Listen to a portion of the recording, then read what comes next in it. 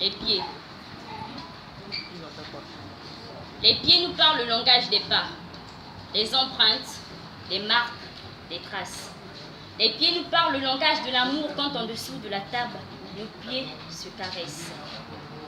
Les pieds nous préviennent du danger et nous aident à nous lever du bon pied. Bon pied, pied sournois, mauvais pied, pied souillé. Piètre pied qui pille nos terres depuis des millénaires. Des pieds par milliers, des milliers de pieds différents, des différents entre des pieds de différentes terres et des pieds qui se hâtent à la guerre. Chaque jour, il y a des pieds qui saignent, des pieds coupés, des estropiés qui naissent, des familles infirmes de membres, des pieds qui souffrent, des pieds qui s'étouffent, des pieds qui transpirent, des pieds qui puent, des pieds qui effraient, des pieds poilus, des pieds séparés, ça c'est les pieds arqués, des pieds collés, c'est sûrement des pieds en X, des pieds bourrés de chic, des chics pieds, des pieds qui piètent sans arrêt, des pieds de pauvres, des pauvres pieds. Les pieds nous aident à emprunter les chemins de la réussite et à faire marcher notre avenir.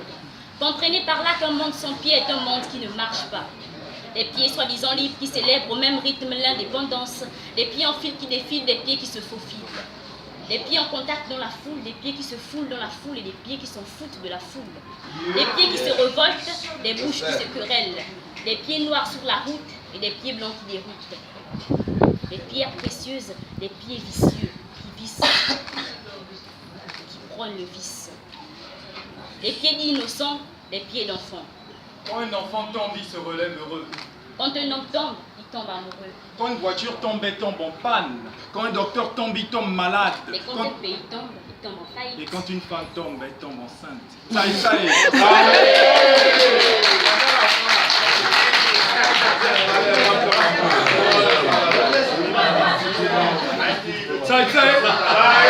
Depuis peu, je me demande comment commencer. Quand on sait que les histoires qui terminent mal ont toujours bien commencé. Quand bien même les bons pieds font des faux pas et que les savants commettent des erreurs que les fous ne font pas nos pas. Nos premiers pas, nos pas premiers, nos pas d'innocence. Nos pas premiers, nos premiers pas, nos pas d'enfance. L'enfant marche et ses premiers pas sont remplis de sagesse. L'adulte l'utilise encore bien qu'il ignore de quoi il s'agit. Au début, il rampait et faisait la fierté des remparts. Cette confiance acquise constitue son premier rempart. Mais la confiance en Afrique, bien que large, n'est jamais infinie. Donc s'il tarde à marcher, on le taxe d'Ibombouli.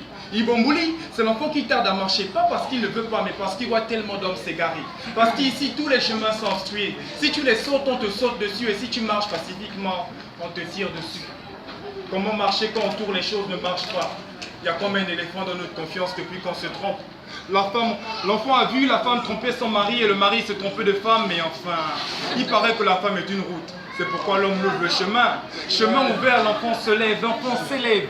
Puis il fait un tout petit pas, un tout petit peu un pas, un pied sur le sol, puis un autre que la gravité console. Tout commence quand la destination est fixée. L'enfant commence à marcher quand il sait où aller. Mais où aller, c'est la question qu'on se pose. Juste devant, c'est la réponse qu'on suppose. On fait le premier pas, puis d'autres pas, suivent ce pas-là. Et si jamais on s'égare en chemin, les empreintes de nos pas-là témoignent qu'on est bien passé par là. Par là, les rues sont des ruelles et les trottoirs sont des compartiments. On reconnaît un bon marcheur par son comportement. Les filles nous font souvent marcher, c'est pourquoi elles ne marchent pas. Elles font les 100 pas.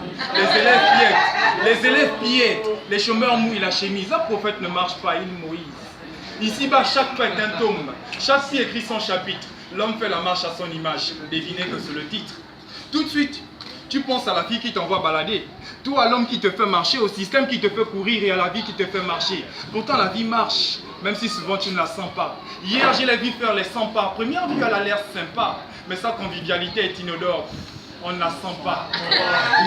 Les 100 pas. Des 100 pas. Des 100 pas, on en fait des milliers et des milliers, on font des milliards par semaine.